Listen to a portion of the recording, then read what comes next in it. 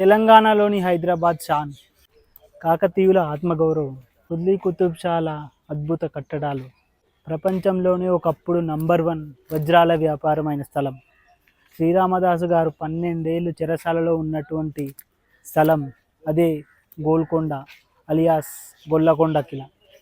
So hi friends, hello. మనమైతే ఈరోజు మన హైదరాబాద్లో ఉన్న గోల్కొండ అలియాస్ గొల్లకొండ కిలా దగ్గర అయితే ఉన్నాం.